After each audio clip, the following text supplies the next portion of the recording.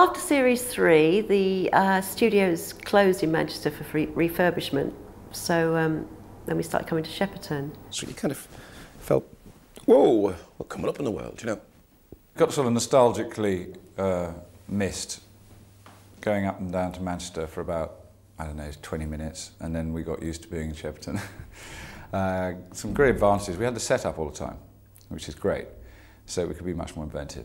Made you feel like a movie star for a start. All of a sudden, we'd gone from like BBC Manchester, with all its facilities, where you could never get away from the fact that it was studio floor, you know. It's a bit like the original Star Trek ones, you know. There's so much you can do to build sets and things like that, but it always looks like a studio floor, you know. It's always flat and that kind of stuff.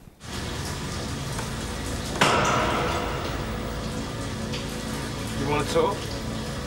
Let's talk. That made a really big difference. It was really good that they built the set and it was left up for the entire run of the series. So we were actually rehearsing on the set, which I would think in your average sitcom that's set in a house doesn't make any difference because we all recognise it. But there, because you know there were low doorways to go underneath and funny corridors that we'd rehearse, and we'd work out a lot of stuff. A lot of business was worked out on the set, which was great. So that when you were in there, you immediately knew where the cameras were going to be because they couldn't be over there because there was a wall, so you'd know that. So it was a great help for us. You know, I think we got up to speed on those episodes much quicker because we were in the set. Curious. Extraordinary. What a truly copacetic piece of machinery.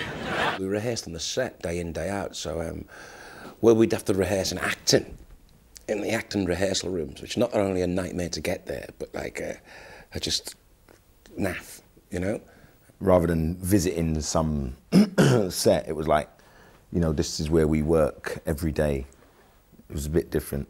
I much preferred the move to Shepperton and rehearsing on the sets and that whole thing. Particularly things like Starbug, where you're in an enclosed space and there is a lot of things to do, and you know there's going to be explosions coming. And that's people like Peter Ragg were really good. You'd be doing the read through and you go boom like that right in your face, and you go, "Well, it's that close." Yeah, well, actually, it's going to be like here, boom. So watch that one. There will be sparks. So I was one of the ones who didn't take very well to the rehearsing on set because you always had people building this part of the set, and those big sound stages, of course, are either very cold or very hot because you put those heaters on. Of course, then you've got the noise of that. And then it heats up incredibly, and then flick the switch, off the heater goes, and you can feel it tangibly getting colder, you know, while you're trying to rehearse. And then someone delivers something, someone comes with cables or whatever, you know. So I, to be honest, preferred the acting rehearsal days, you know. They're not like you imagine film studios. It's like loads of aircraft hangars and sheds and stuff like that, and porter cabins and stuff. But it was good. You got to meet, you know, film stars in the canteen and things like that, like Ralph Fiennes I met in there. Mind you, while I was eating spare ribs and dribbling them down my face, so it wasn't that nice. It just felt, it was becoming much more of a professional outfit, you know. Doesn't look good. We've lost the port engine, the starboard engine's packed up, the fuel line's severed, we're taking in water through the hull. We lost the landing jets, half the electric's out, and the elastic snapped on the furry dice. There was a review that said that in Series 4, I guess, that my hair was too long for a computer. I think it was NME, I know it was a music paper, and they, what do they know about hair? Anyway, it wasn't like it was Hairdresser's Gazette. When I started doing Series 4 was when I first met the lovely Andrea, as she was then, Pennell, and I still call her Andrea Pennell. I can't, even though she's got married, I just like to think of her as Andrea Pennell. With this new elasticated foam, was basically put it on like a balaclava. That if the foam had so much stretch to it that in theory he could literally slip it over his head, which cut down the time tremendously. I mean, it was from 7 hours there max. We could probably get it on. I could get it on in 50 minutes. And a slightly different kind of design of the makeup, because the makeup in the first year was very slow to put on. Very slow. 5 hours, I think it took to stick on and paint. And what Andrew did was paint the mask before it was on my head, which basically saved an enormous amount of time for me sitting still with the sound of all over my head as it was being painted. I remember when we first did Crichton, he was in makeup from 4:35 and it took 6 hours to, you know, to get it done. Very cruel makeup woman but fair. So, which actually helps, because it's odd, but when you're in that situation, when you're kind of basically your head is boiling in a bag, you don't actually want people to ask you if you're all right, because you're not all right. But nothing that they can do other than take the damn thing off is going to make you all right. So it kind of, and she knew that. She just had that. She worked with enough actors with a lot of weird makeup on to know, just ignore them or be cruel to them. It's much easier. So if I go, oh, that really hurts, shut up. I was just going, yeah, all right, fair enough. I saw more of him than I did of my husband for quite a long time. Oh dear, what a terrible mess. The year that that Paul Jackson saw my play in Edinburgh was also the year I met Judy Pascoe, my partner, mother of my 2 children.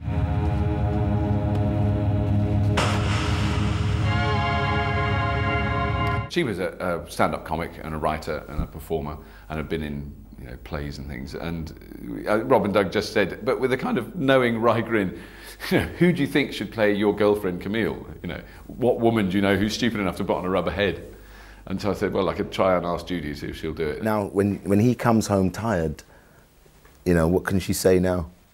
'Cause she knows what he's been through. And I asked Judy, and she said, oh yeah, I'll do it, being Australian. She's up for anything. So she went and had her head cast and had her mask made. And then that was the downside of it for me, was up to that point, I think I got quite a lot of sympathy, out of her ignorance of what it must be like. She'd see me in that mask and go, oh, darling, that must be awful, you poor thing. It was quite sweet. And once she'd had it on, why are you making such a fuss? No sympathy whatsoever, ever again. No matter how many times I put it on. Because she just said, oh yeah, it's not very comfy, but it's not that bad. I have to say, when she did have it glued on, she did have a bit more empathy with him. Not for long. It's just you have really amazing eyes. Well, yeah, they're just the old 579s with the automatic 15 f-stop cornea. If you like, I could pop them out and you could borrow them. Heck, what a jerky thing to say. Quite often, if somebody knows somebody else really, really well, it's difficult then for them to just divorce themselves, if you know what I mean. It's probably the wrong term. But to pull themselves back as if they're meeting each other for the first time. But they did it really well. They did argue at one point, which was quite funny, seeing 2 masks arguing, having words about, who's doing the hoovering and the washing up and stuff. There's a great photograph of Robert and Judy together in their heads. Apparently it's on their wall at home. It's a really good photograph. It's a good episode as well. I think she was really good. We did try and have a kiss when we had it on. And I mean, the only way of recreating that would be if you both go to the dentist and have really heavy, local anaesthetics when you're having your teeth done, and then try and kiss afterwards. You can't see anything. You don't know if you're kissing.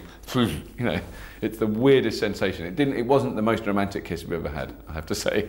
Ah, sir, you haven't met our visitor, Camille. Hi. I had my ex-girlfriend, Suzanne. She played my sort of love interest, but only after someone else had done it. Tracy Brabham, wasn't it? Who'd gone on to do loads of other things and become very successful. But for some reason, they didn't like what she did as my girlfriend. So I said, oh, well, when do you get my girlfriend in? Like all the boys, they were looking for their ideal mates, so she had to have elements that would appeal to Lister. The ultimate mistake, beginner's mistake of learning all hairlines and not learning any of mine. So, so it was quite painful because every time I'd go to speak, she'd start doing another line, things like that. She'd not actually worked out that, after her lines, I say something, and when I was saying something, then she'd cut over me with her next line. It was like, so it took quite a bit of working out to do it. Can I get you anything? Or anything? No, I'm fine, thanks. I can't remember why the colour red. It was, I think because Rimmer's costume was green with a red shot colour, so we took the red which was shot with green, so it was the same fabric but it emphasised the red as opposed to the green. It just made them stand apart, and it did work so well on camera, which I think is what prompted Doug to ask for Rimmer red for the next series. Everybody gets a girl, and what do I get? Myself. All the time. They never gave me a girl. They keep sort of dangling the girl in front of me and then taking it away. I think that's probably why the character's successful, though. Hi, buddy. I'm the object of my own desire. Can you think of anyone more deserving? Well, if you put it like that, I guess you're right. Damn my vanity. They did a rough edit to show in front of the audience. You know, it was rough, but I mean, it was like, may as well have been the real thing because it was so good. What they shot overnight, what they'd done overnight, and Paul came in the next day and was watching it and actually said, "How did you do that?" Funnily enough, it wasn't that complicated. I mean, it looks complicated, but it was logistically it wasn't that tough compared to other things we've done. I didn't see anything. I don't think I got any desires. Either that or my screen was foggy. See, that's where I didn't win out, because I said, oh, can I have a boyfriend in Camille? But they didn't give me a boyfriend in Camille.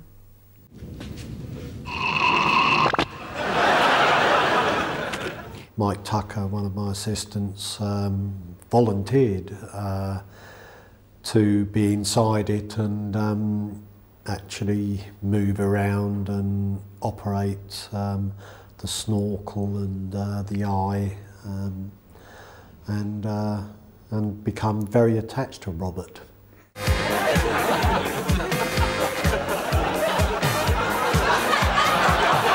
When my son was about 4 or 5, he actually saw that episode on a videotape, and he really wanted to see it because it was Mummy in it as well. So he watched it and it was great. Oh, there's Mum, and that is that you, Mum? He couldn't believe it. He's only a little lad. Is that really you? And then he later on that day he saw the whole episode. We didn't think anything more of it. And later that day he started crying, and I said, "Oh no, what's the matter? You know, what's happened? Has little Johnny punched you?" And he went, "No, Mummy turned into a blob."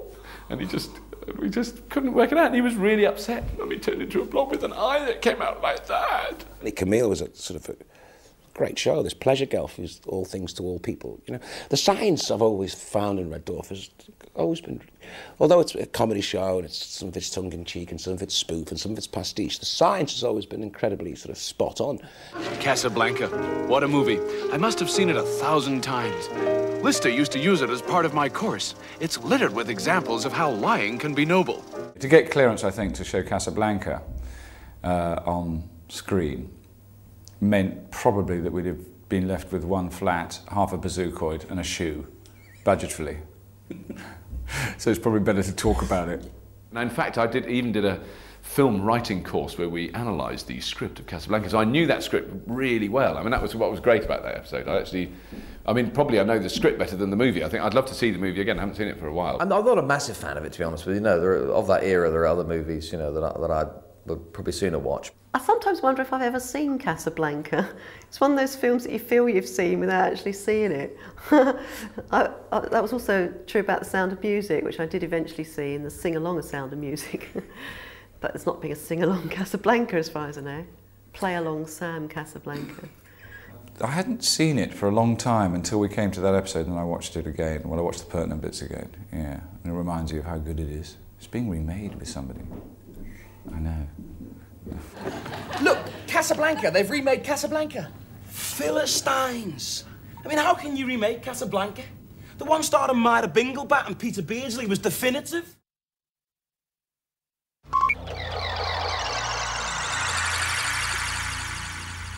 My heavens. I'm human. Yeah, but you lost your looks. When we recorded DNA, when I read that, I was really thrilled because I thought, oh wow, no more makeup. Crichton gets made into a human being, fool that I was.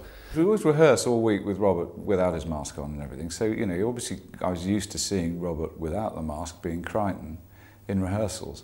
But when I actually saw it on screen, I kept having moments of panic, going, my God, they've forgotten to put his mask on. It happened to me a couple of times. I kept going, don't be stupid, you've seen him without the mask being Crichton. It's just on screen. You just go, he hasn't got his mask on. What are we going to do? As a performer at the time, I never used to get that nervous going out in front of the audience because in a sense I was very protected by that mask. And then, so it went from that extreme of being utterly covered. The only thing exposed to the air was my eyeballs. Nothing else had a breathing centimetre, and into that one where I had a surgical gown on with no back, which of course Craig constantly had to lift up to show the audience what I was wearing underneath, which wasn't a great deal.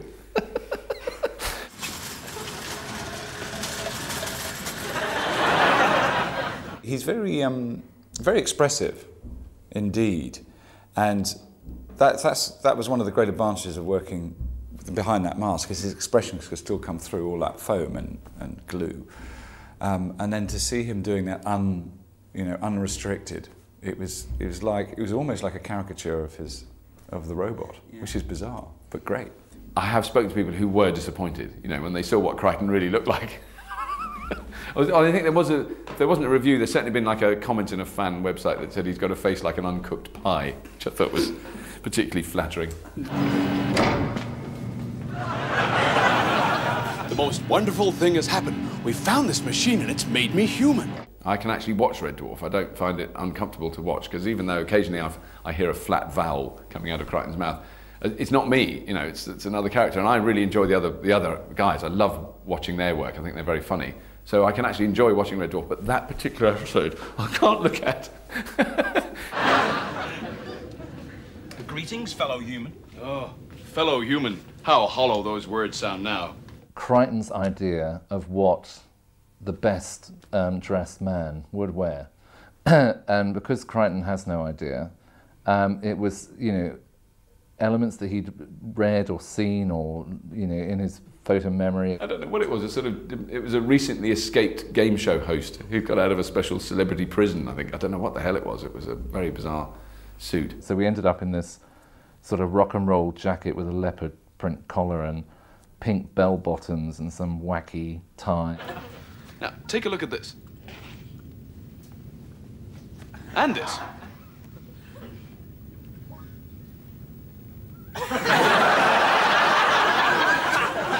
Brilliant scene. It was so well written, easy to play.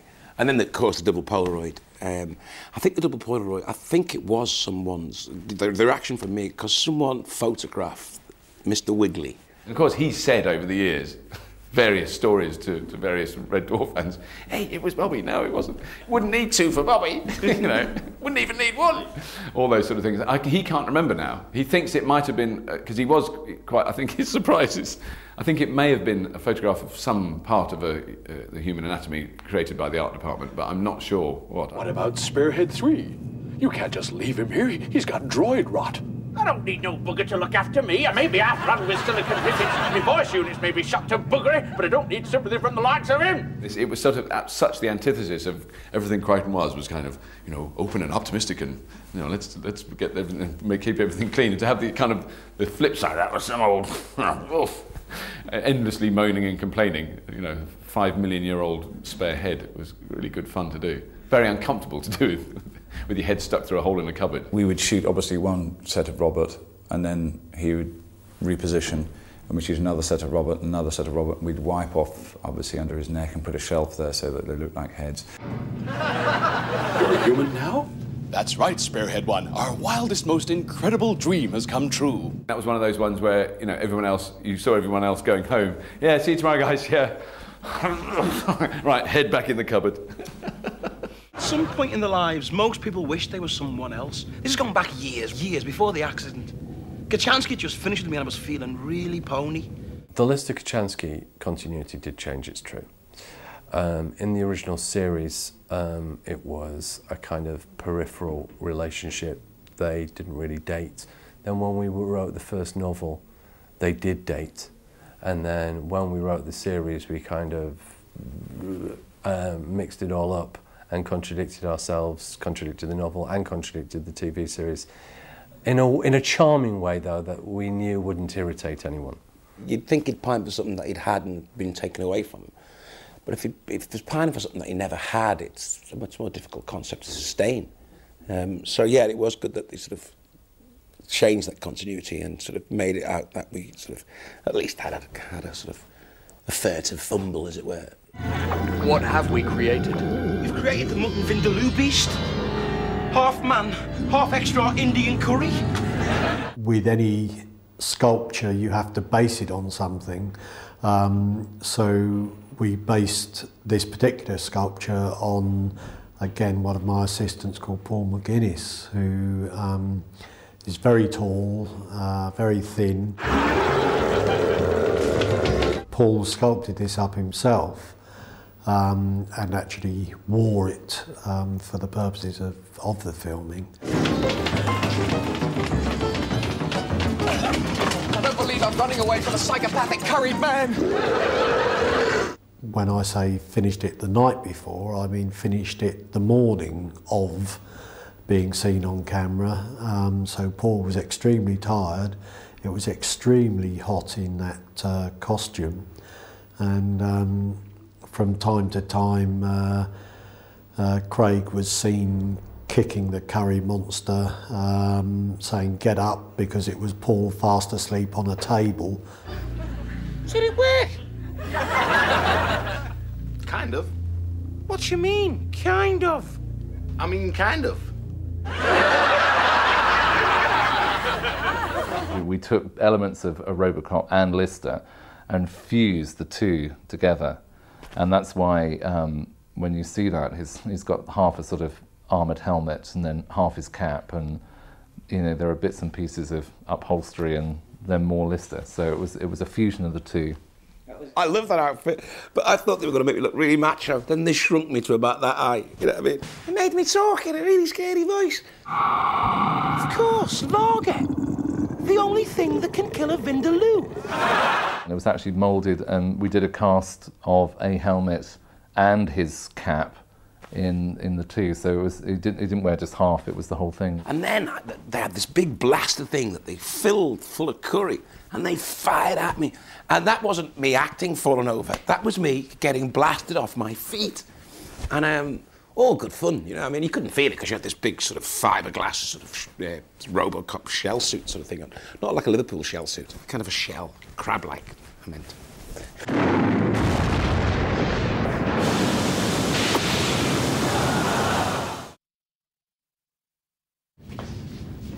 How are you feeling, Mr. Lister? Oh, much better, thanks, Crichton.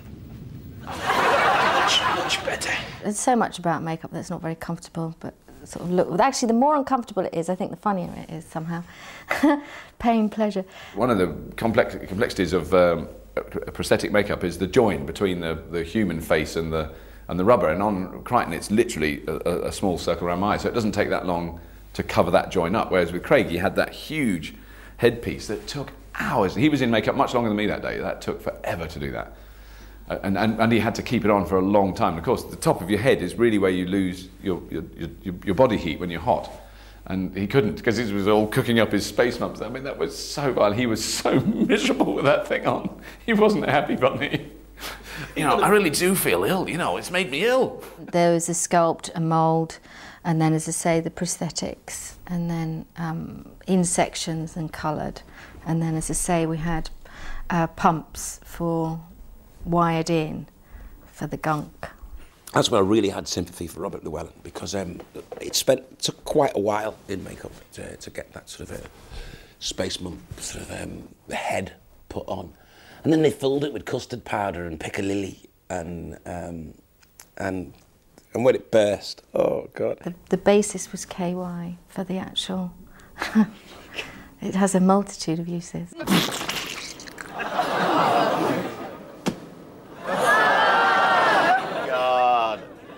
His head burns.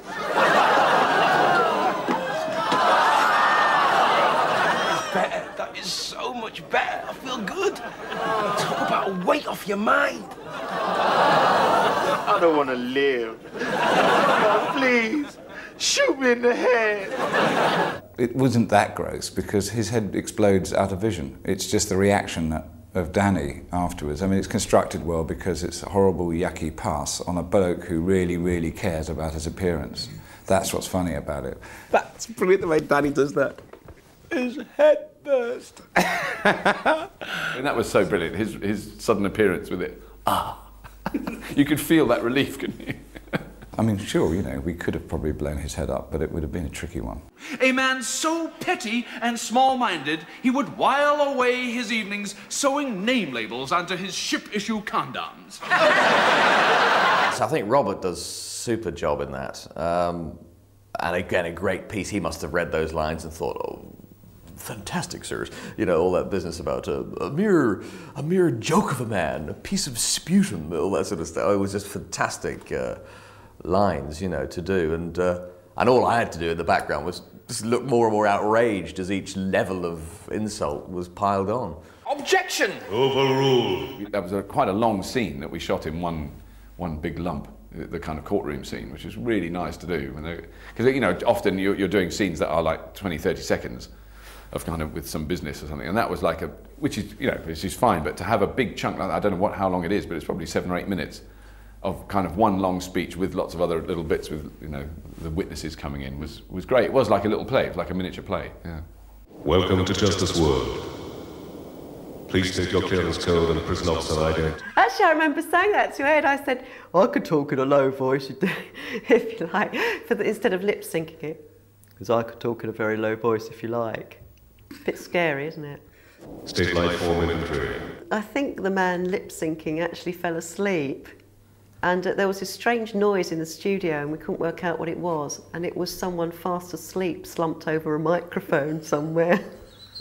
And they thought it was air conditioning or something like this. They were turning everything on and off and lights buzzing, and then they went, no, it's a bloke asleep.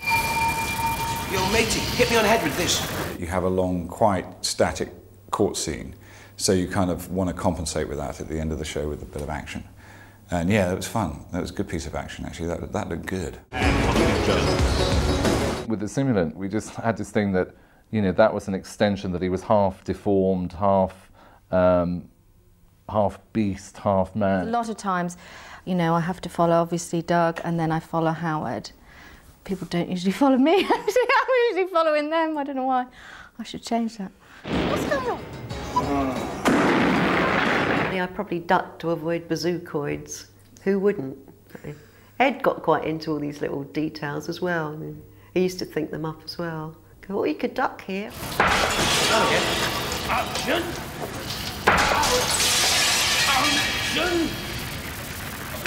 Those objects that I was getting hit weren't that bloody breakable either. They were really big, thick plastic, sort of wax things.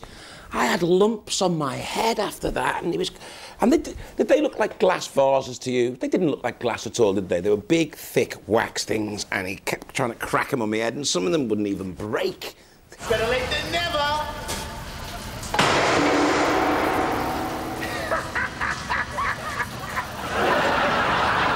It's really hard to fall backwards without bending your knees to suppress the fall.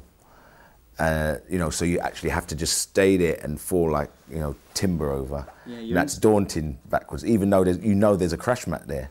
Psychologically, it's still daunting. One sequence from that particular episode, which I really liked, was these boots that Peter Ragg, genius, invented. Rat traps to involving the closing up of the tongues to trap the foot in the boot. Blue screened of the boots walking on their own. A material that one could explode. Then the actors walking around in them in a remarkably stupid manner.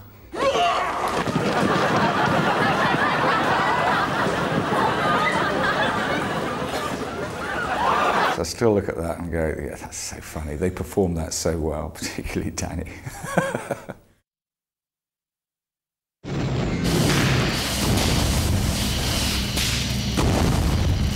Rob Grant gave me something that made me throw up about 180 times. I just couldn't. I came into the studio, but I couldn't get my coat off without throwing up. It was very nice. It was lovely. Should have filmed it, really. White Hole was the episode that Ed didn't end up directing. He directed the pre-record the day before, but I don't think he did. Well, he definitely didn't do the one with the studio audience because, how should we put this? Some people thought it was because his wife was having a baby, but it actually wasn't. It was, we had, well, I'll say food poisoning, yeah. We'd had a child earlier in the week, was born, and then at the end of the week I contracted Doug's and Rob's food poisoning virusy thing. Yeah, I just couldn't do it. I've never missed a studio or a day of filming or anything before, but it's difficult to do it when you're being sick. Paul Jackson, who was effectively my first contact with Red Dwarf, had kind of moved on. I think he ruled most of Western Europe by then or something. he'd certainly become, you know, he'd become a sort of big TV executive, so he wasn't directly involved with the show, although he used to always come and see the recordings. He was still involved in it on that level, but he wasn't there on a day-to-day basis. And suddenly he turned up one morning when Ed, the director, Ed Bye, was ill, and it was an extraordinary thing because he had such a reputation, and he had been a director. He'd done The Young Ones. He'd been involved with a great many comedy shows over the years. So all the crew knew, everybody knew who Paul Jackson was. And not that they didn't have enormous respect and work hard for Ed, but they all worked 1,000 times harder when Paul appeared on the set, which was very amusing for us. Everyone was a lot more scared. Because he's a bit notorious, but he can possibly have a temper. I've never seen him actually have a temper, but probably that's the best thing, to have a reputation that you've got a temper, and then you don't even have to lose your temper because you've got the reputation. At the time, you've got to imagine Paul Jackson was basically the god of comedy. This is like, you know, this is like sort of Michael Jackson. He was the, you know, you had Michael Jackson and you had Paul Jackson. Ed was ill and Paul came in and thought he did a great job, but frightened the life out of everyone before I know, do you know what I mean? Suddenly the crew and admin staff doubled. You know, I thought, hang on, I've not seen him, you know, all these weeks. And, you know, there were people sort of, you know, dicing with death, hanging off the gantry, sort of saying, hello, Gov, I can get a light in here for you if you want. This sort of stuff was going on. And, you know, the effect that the great Paul Jackson has on you know, cast and crew alike is something special. I swear to this day that I saw a technician pulling a nail out with his teeth. I'll fix that, Paul, no problem. Knocking it in with his bare hands to rebuild the set just the way it should be. I think Danny might have chosen his first morning of all mornings to be late, which, you know, punctuality and Danny John Jules. That was wonderful. Danny has a problem with time, but I mean, I think I put it down to his exposure to science fiction. You know, that time isn't a simple linear experience, particularly for Dan. It's a sort of hybrid wibbly-wobbly thing that's swirling in space. A Danny story, which as he walked into the studio on that day, he started walking past, you know, carpenters and guys building the set, and he said there was a strange air about the whole place. He said carpenters were banging nails in with their heads, and he thought, what's going on here?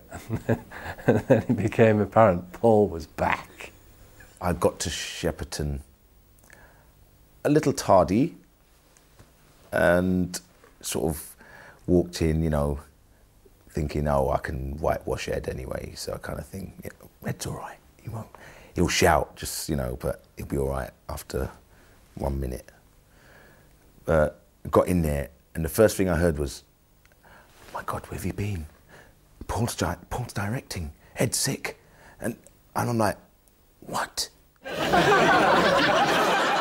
And that particular day, unfortunately for him, he was late on a shoot day, which actually, to give him his due, he never was. It was rehearsals Dan used to roll up a bit late for.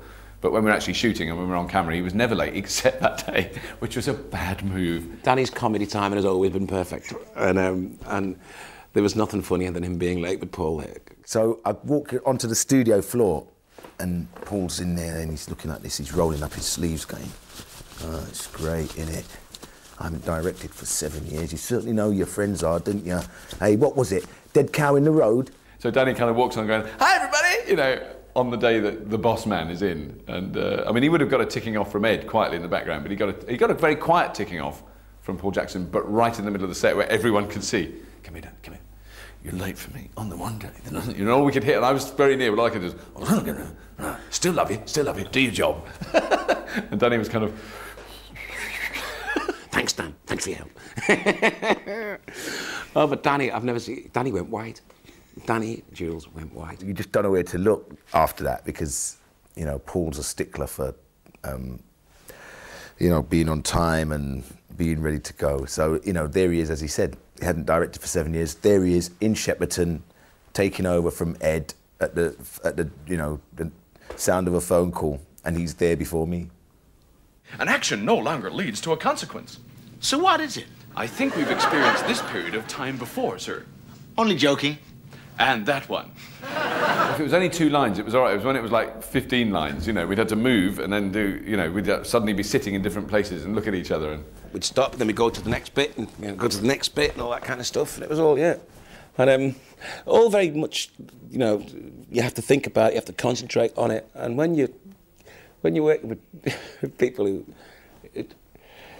I just say concentration's not their forte. You just start to think, oh, this is going to take forever. The audience find it very funny when the cat just asks the same question. I don't know why, but all my scenes where he's asking those questions or repeating the same thing over and over again, they just find it funny. But on the night, he's always on the money. You've got to give him that. He's like a consummate professional once the cameras are rolling, you know. So what is it? Oh, someone punch him out. And it's that kind of comedy of repetition, which you think you reach that point where no, don't repeat it 3 times, repeat it 9 times, and then it becomes very, very funny. No, it was great.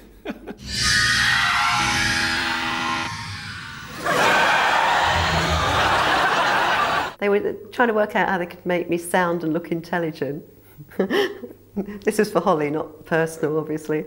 So they thought a bald cap with little round glasses, little John Lennon glasses and a bald cap, because that's obviously a sign of intelligence.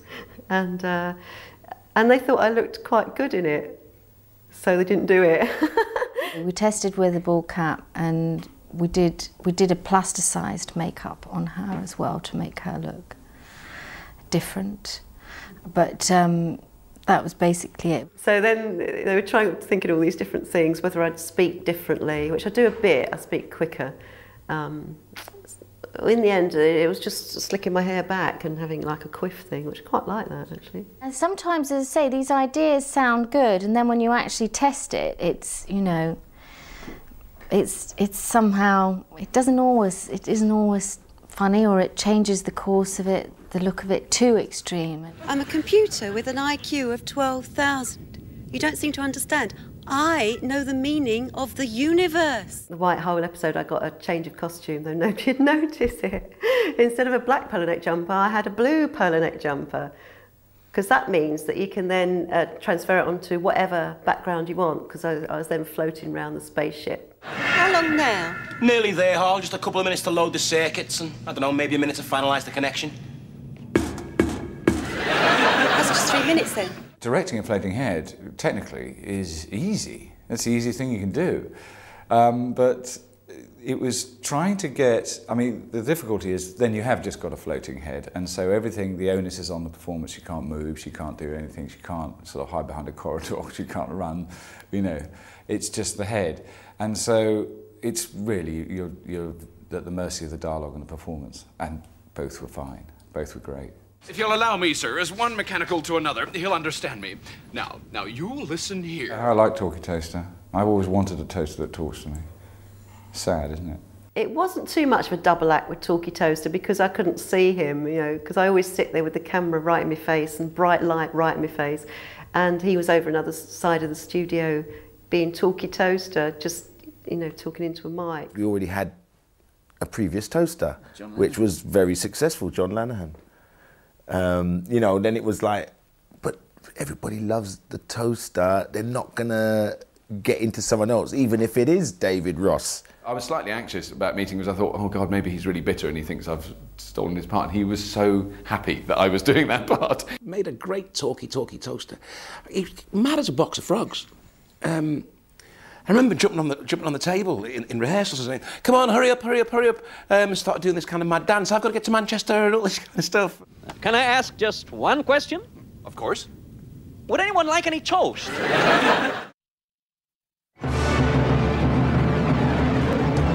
Bingo! Down there. They've dished into the drink. I'm bailing out, computer. But Ace, it's a suicide mission. I caused the smash, should apologize. Only manners. Bring her round for another pass. Please, Ace, don't go. I love you. Chris did speak to us and he was sort of, he'd had git overload. And he just said, it was really quite sad. I would just really like to play, you know, a kind of like a normal, nice guy character. And we went, well, Chris, that won't be funny. And he just went, well, you know, I'm not making a big deal out of it, but you could see there was a real kind of, you know, yearning and the sadness for something more wholesome and heroic. And then that really started the whole thing off was, hey, you know, we could do that. We could write Chris a heroic role, and I'm sure he'd be great.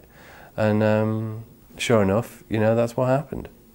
Well, I've said many times, you know, that it's my favourite of all the episodes. Obviously, for Rimmer, there's a great opportunity to play Ace Rimmer and normal Rimmer. Well, Ace Rimmer, you know, as it suave, sophisticated man about town, James Bond sort of in the future, sort of. We took all those. I mean, it's basically a sort of jodhpurs and flying jacket. Just happens to be out of gold leather. As soon as I saw it, I thought, I know Chris will do this justice. This will be great, and he did. He was fantastic at it. You know, Chris was born to play Ace Rimmer. Chris developed the voice, the character, and you know, he's the only one that could wear, you know, gold riding boots and matching helmet, and remain quite butch. Holly didn't actually meet Ace Rimmer. In that episode, I would have just been Melly, I think, and maybe I would have come back at the end. And I thought, well, where would Holly be? And they said, well, it doesn't really matter. And I went, oh no, I need to know where Holly would be. And I said, why doesn't she just see Ace Rimmer and faint? So then we did the faint thing. Who's the deeply delicious, stunningly gorgeous computer? Holly. Actually, to be honest with you, there's a little bit of a sort of annoyingness, well, quite a big deal of annoyingness in Ace Rimmer's character, but Chris took that and still played the heroic part really well. To play Ace in Dimension Jump was a great relief, you know, it was just sort of a whole pent up of playing two complete anal failures, you know, was just to be able to suddenly play someone who is loved and is brilliant at everything was just gusto. And that wig, I always remember that wig was just the best wig I've ever worn, you know? It was a sort of a 70s idea, you know, that 70s thing of David Cassidy type swishy hair, sort of California type hero. And when we went for the wig fitting, we tried on various different, you know, styles. And, you know, it was funny how, I don't know, he'll probably say this is rubbish, but when he put on a sort of a flowing-ish wig, you know, he just suddenly transformed and went, you know, all this, you know, flicky stuff. It was fairly gutting that, you know, not only has this guy been dead for like for 3 million years, and yet he gets laid more than Lister, who's alive. Then he gets to be a superhero, you know. He gets to be Indiana Jones crossed with James Bond. He gets to be amazingly good looking, amazingly charismatic, have awesome hair, and do all these superhero things. And I'm playing a mechanic called Spanners. It's like, I really, really knew I'd annoyed him again that week. When Ace comes back in a later series, the wig just wasn't right. It was more like a thatch. It looked like a wig. It sort of didn't move much, you know? But the one in Series 4, I could walk down the corridors here in Shepperton, and people who I'd known for years, like Paul Jackson, just would glance at me and then walk on as if to say, oh, I've not seen that lighting engineer before. Who's he, you know?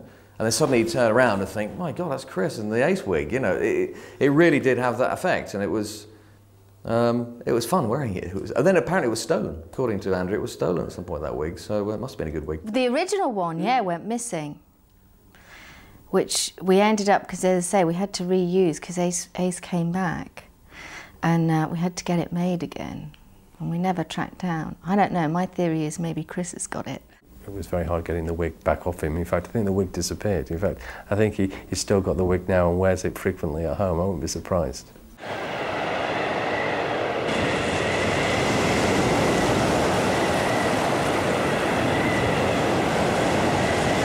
What's your favourite music, Dave? Keep your spirits! On the side of Starbug, up a little ladder, and when they were trying to mend it, and it was genuinely freezing cold, and it had to be a storm scene, and they're up there, they've got a wind machine from both directions, and really freezing cold anyway, and the people are throwing buckets of water all over them, and I think they probably did slightly chilled buckets of water as well, just to keep it real, yeah. We had all this water being hurled at us, you know, with a Volkswagen wind machine, you know, which is quite a powerful amount of water coming straight at us, you know. And I remember at one point I wanted to shout out, all right, just because I'm playing Ace, it doesn't matter to mean that we are indestructible and we aren't going to drown and you can chuck anything you want at us. Chris was moaning about it. He goes, it's the last time I'm not doing it anymore. And I think they caught me on the mic saying, oh, shut up, Chris, we're supposed to be space heroes. But it was uncomfortable and absolutely freezing. And they're firing these water cannon at us. And every time Chris went to speak, it wanted to go right down his mouth. I don't know if they did it on purpose or not, but every time Chris turned his head to say something, he just got a bucket of water in the face. I was just inhaling and about to say a line when I got a full gob of water, and it seems strange to say it, but I felt like there was a possibility of drowning at that point. Do you know what I mean? Because it did feel quite dangerous what we were doing, so we had to sort of go like that, to sort of breathe in and then speak. That wasn't very popular at all. Lots of people got very upset and wet and cold and not nice, not nice. I think me and Chris had a very sort of edgy relationship at that sort of at that stage, you know, which helped the characters in many ways. It came across on screen anyway. It helped it come across on screen because, you know, on screen we're protagonists. You know, we wind each other up, and in real life, me and Chris we jarred along a lot in this sort of period between 2, 3, 4, and 5. Me and Chris really had a very uncomfortable relationship. Do you know what I mean? And which comes across on screen, which works for the show. But I feel much better about it now. We have a much closer, more sort of friendly relationship now, and based on sort of mutual respect, I suppose. I don't think we had that back then, you know. And, which really worked for the show, but so we'd wind each other up, you know, and with him going, throwing his toys at the pram, going, oh, I'm not doing it again, it's the last one, shut up, we're supposed to be space heroes, you know. We were just we're like man and wife, you know what I mean? We knew that we were going to be locked on this bloody spaceship forever, you know, the whole of our adult life, do you know what I mean, was going to be spent at Red Dwarf conventions. Look, I'll tell you what we'll do.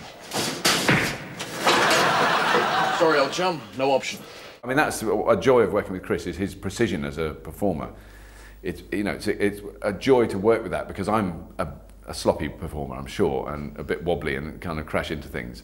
And Chris is so precise and his timing is so spot on. You want to get it as precise as possible without actually, you know, making contact, you know. And I aim to be equally as complimentary to him on his reaction, which I think in many ways is more important than the punch, you know. And that punch took me by surprise. I mean, it was so quick. You go, yes, well, I'm going to have one thing, bang!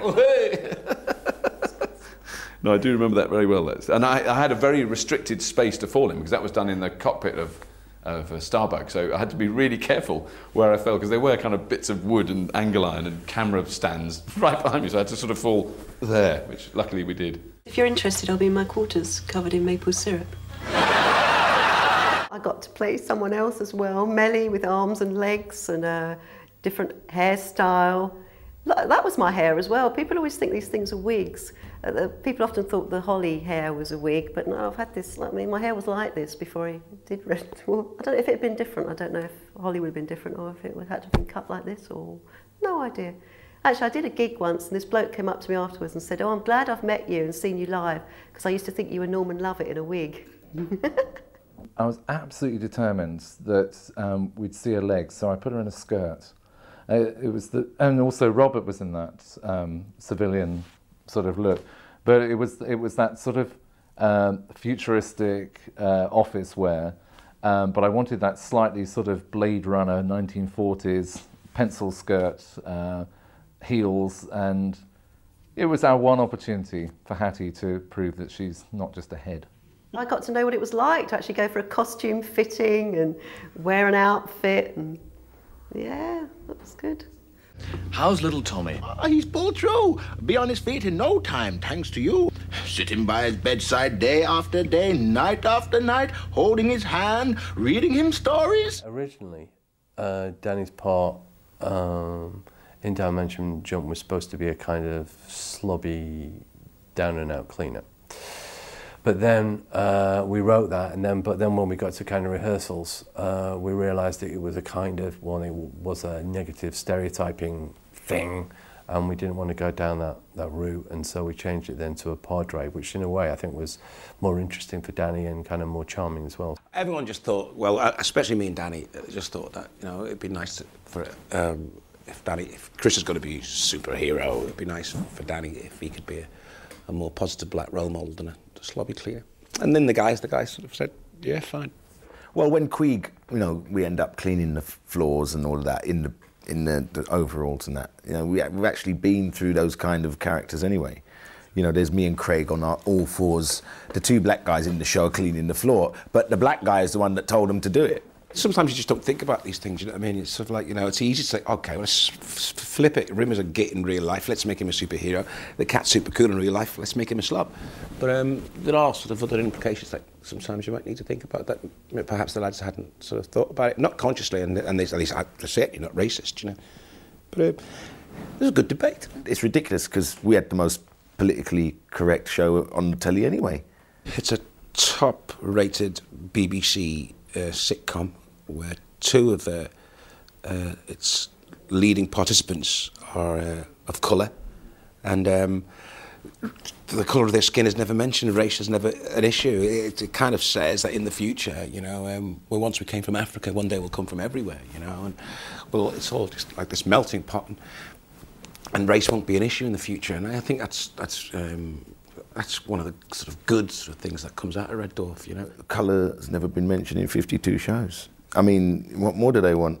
When people think about Red Dwarf, they don't even think I'm watching a sitcom with two white guys and two black guys and a white woman on a telly. They don't even, it doesn't even, you'd never describe it like that. If it was the latest drama, you know, the latest £10 million drama and the black guy was the cleaner, I mean, you know, then you could sort of look at it and think, oh, you know, come on, you know, let's make him in the window cleaner, you know, something different, you know, but in Red Dwarf, no one would have batted an eyelid. Well, if it was a sitcom set in a shoe shop, it would be the two black guys and the two white guys, and you know there would be all that kind of racial pressure, which I think is the real strength of the show. It's great. It's never referred to. Two black guys into anything else on television, and they'd be constantly discussing their role in society and the fact that, you know, they're black and stuff like that. And I hate that kind of television. Do you know what I mean?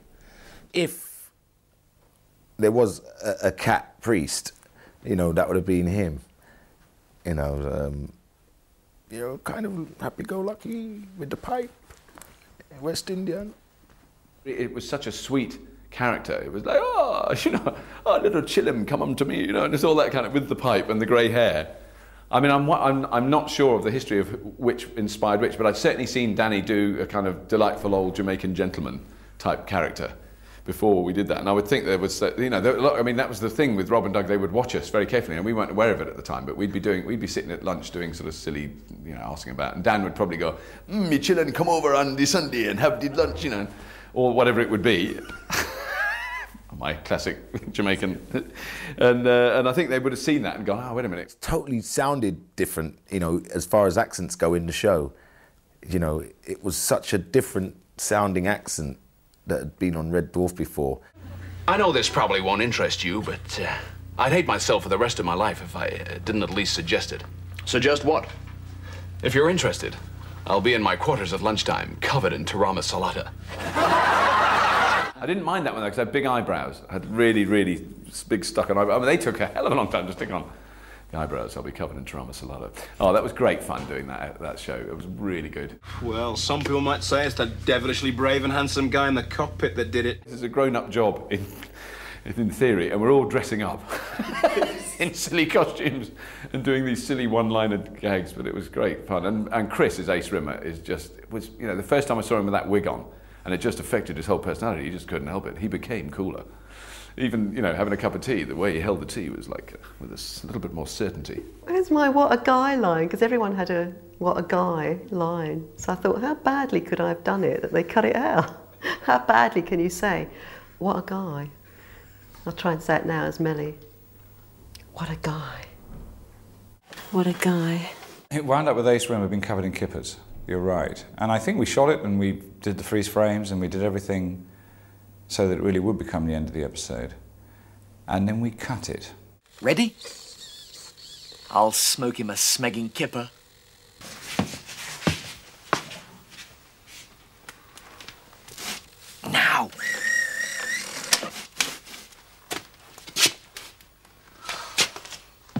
It was in the edit, and we were able then just to come up with a Hammond organ idea, which everyone kind of, Ed and Rob, you know, we all thought it was a stronger ending, and that's how it wound up.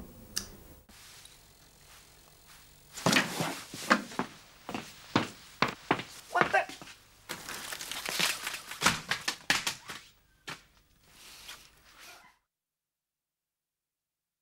Susan! So long, suckers. See, it's not one of the fans' favourite episodes. In fact, it's really, you know, low down on the sort of enjoyment scale from the feedback I've had of fans. Whereas I think it's one of my favourite episodes. Some classic scenes in it. When Caligula comes through that door, what a scene! And every time the cat pisses him off, he says, "Shut up," and then slaps me. Silence, scum! Shut up!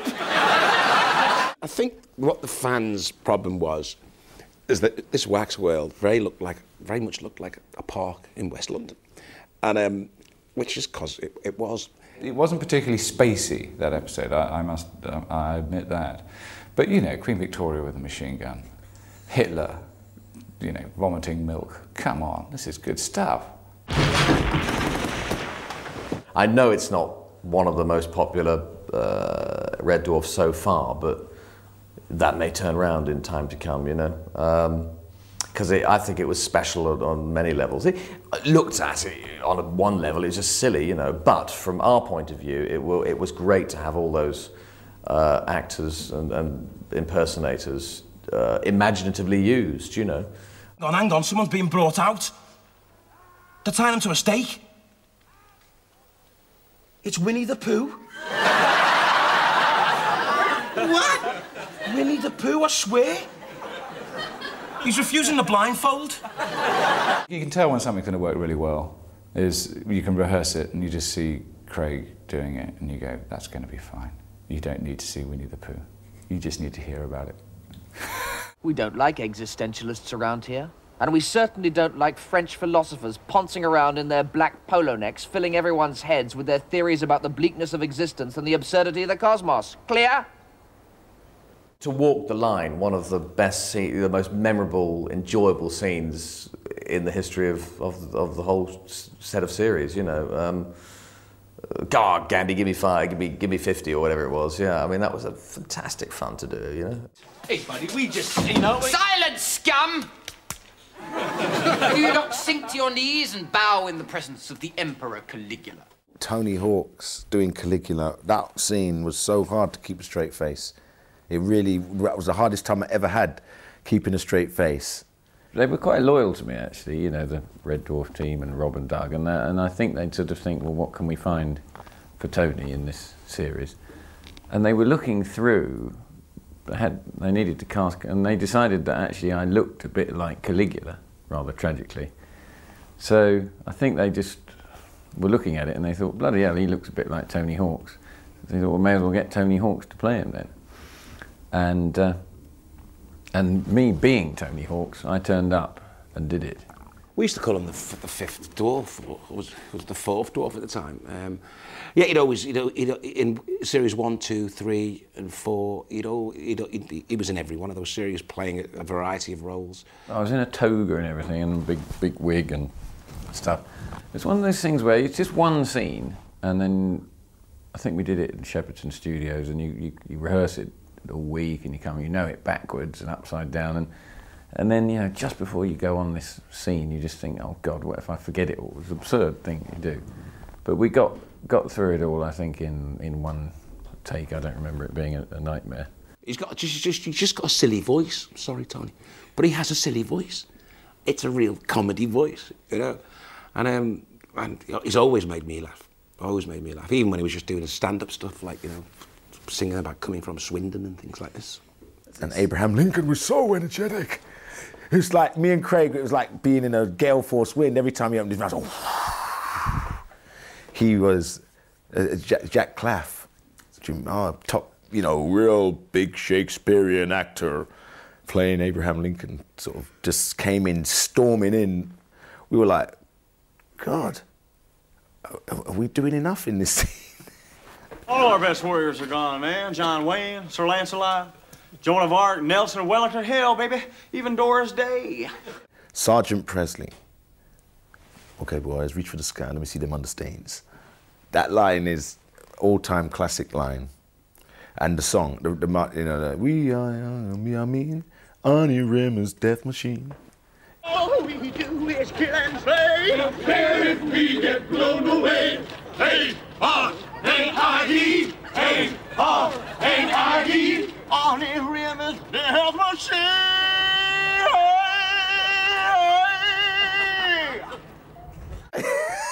Arnie Rimmer's Death Machine. That was a classic with the white suit and combat boots. Clayton Mark, yeah, nearly stole the show. You've been a wonderful prisoner, you really have. He was brilliant. Another one, mad as a box of frogs. Mad as a box of frogs. But a lovely bloke to work with. And what an Elvis. Probably the best Elvis impersonator. Well, thank you very much, sir. Thank you. The star of the show, being an Elvis fan, was Elvis. I mean, everything he said, basically, I was just, you know, corpsing left, right and centre. And the theme tune sung by him at the end was brilliant, you know. I think Elvis had to, you know, which of course they didn't do a thing. He turned up like that. We supplied the sergeant stripes. He was definitely kept us all amused, or bemused. I had a glut of choice during Meltdown. I could sit there with Queen Victoria or Marilyn Monroe or Laurel and Hardy and Father Christmas or anybody I fancied, really. Just swan around all of them. I think I chatted to Marilyn Monroe most of the time. It was an interesting edict to try and get all those people together, working away. We were given a list of everyone that was there, from Elvis to Mother Teresa to whoever. We hired lots in, I think we hired Hitler and so on and so forth. I remember Jill, my then assistant, sewing blue ribbon on white sheets the night before we filmed to make a Mother Teresa. Standing with the woman who played Queen Victoria, as she fired a, I don't know what, Thompson submachine gun with blanks, but extremely loud. I mean, painfully loud in a contained room. You know, it was deafeningly loud. And she pulled the trigger once, and it just fired one shot. She kind of dropped the gun and went, "That's." So we put earplugs in because she was in her 80s, I think, the woman who played it. And she stood there. She's got to give her due. She was very game for it. And this thing, you know, the shells flying out, big sparks, big flames coming out of it. I mean, very scary thing to be near, even if you're pointing it at someone else. I'm watching you, Gandhi. We were very concerned because we had this old guy who came in to play Gandhi, and it was something like 6 below freezing. It was so cold. We were filming outside in this field and they were all being blown up. And this poor chap, he came in and he couldn't stop shaking. He was so cold. And I was so worried. I went to the AD and said, "Look, I think, you know, he'll not survive." So they actually recast. They sent him home. He got paid, bless him. He must have been about 95. But he was so thin and so small, and I just thought he'd die. So they recast somebody else because he was only in a loincloth and a pair of specs. It's frightening. There's an awful lot of people that actually, you know, dress like that in the outside world and just came in and do it for a living. So actually, there's a lot of them I didn't have to do much makeup on at all, but I'll, you know, take the credit. All the people charging across the grubby field just down the road from Shepperton, such a glamorous location, freezing cold, running around in kind of full-length Indian saris, getting blown up.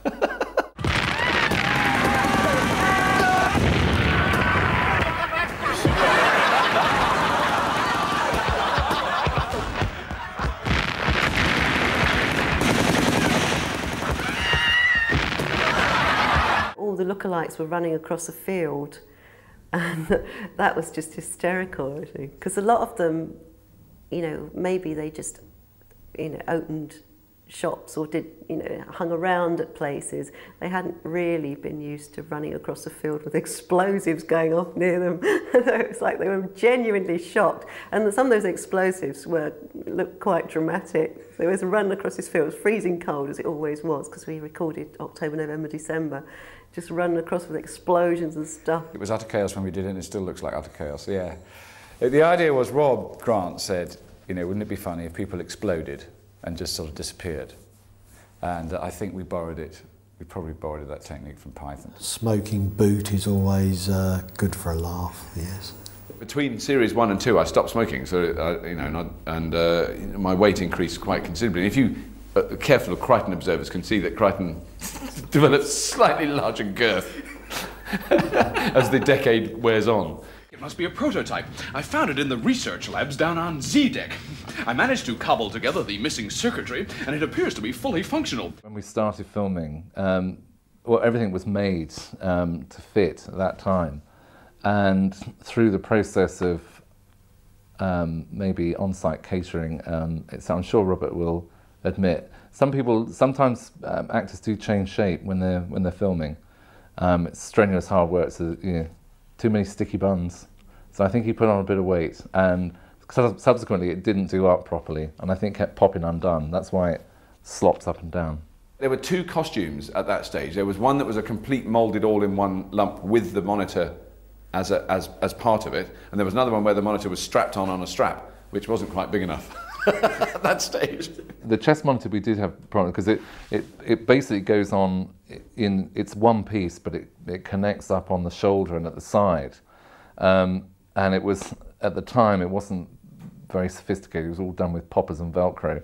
And the problem is that, any excess weight you carry, that Velcro doesn't stick, so it would sort of burst undone. At the end of 90s, by then I'd stopped smoking for a year, so it was kind of that first year of, I'll have another bit of lunch, I'll have the pie. It was a bit of that, there was a bit of porking out going on. So certainly I think your face is very quickly affected by that, so they would have done a new cast and the new mask would have reflected that slightly increased width. There was a photo somewhere, and I think it's in one of the Red Dwarf manuals, and there's a picture and there's this bit of white, and I've looked at it for years and gone, what's that? And I've realised it's actually gaffer tape. What now? Well, I suggest we start to run, sir. I suggest we ambulate as fast as the local gravity will allow. Why? Because of them, sir. Sir? I don't know where the Japanese movie monsters came from. That was something some researchers did some extremely hard work on, and they are nothing to do with me. That was supposed to be aired during the Gulf War, 1991. And there you go again, the PC gone nuts. Because the war was on, they didn't want to show this American general kicking butt, slaughtering all these waxworks dummies. Yeah, right. It went out last because I think they thought it might offend people, seeing Marilyn Monroe running on a battlefield, gunning down Abraham Lincoln. Stuff like that really annoys me. Messing with schedules just because it's like, because life is going on. I mean, I do a radio show, for the BBC. Now on 6 Music, and a good friend of mine, a very close friend of mine, Edwin Starr, died recently, and I wasn't allowed to play his masterpiece, War, because the second Gulf War was going on, so I couldn't do a tribute to Edwin Starr, whose amazing song, War, an anti-war song. I couldn't play it on the BBC because there was a war going on. It's when you're talking about real war and people losing lives, then I can fully understand that it should be, if not moved to the end of a run, just taken out completely. The whole thing was completely screwed around with, and I don't know, looking back and you think, well, that was completely pointless. There wasn't really any point. Because I don't think people are going to watch Red Dwarf and go, do you know, I think that's a direct reference to the war, and I'm really upset about that. They're just going to go, it's Red Dwarf, and they recorded it last year before there was a war. I think people should be less anal about that and just say, well, look, it was shot in all honesty and in good faith. Okay, events have overtaken it, but this is the episode they shot. Rather than saying, oh no, we can't put it out while the war's going on. So you can put it out after the war's gone on, I don't get the difference, you see. Things that aren't political when they're filmed or when they're written can become political afterwards. So when we looked at it again this time, when the Iraq War was on, you kind of thought, yeah, it's a bit dodgy, I suppose, in that context, but not in itself. And it's an anti-war episode. Rewatching it recently, there was something that, I can't remember what it was now, but the character said that it was almost lifted out of a debate that we'd heard that lunchtime between, you know, our Prime Minister and the US Secretary of State for Defence. Just because we're in a war doesn't mean that we're not all anti-war, you know? I mean, no one says, oh, let's go to war, you know? You go to war because you've got yourself into a political situation where you feel as though you have to, but like, I'm sure everybody in their right minds would rather find a diplomatic solution than going to war.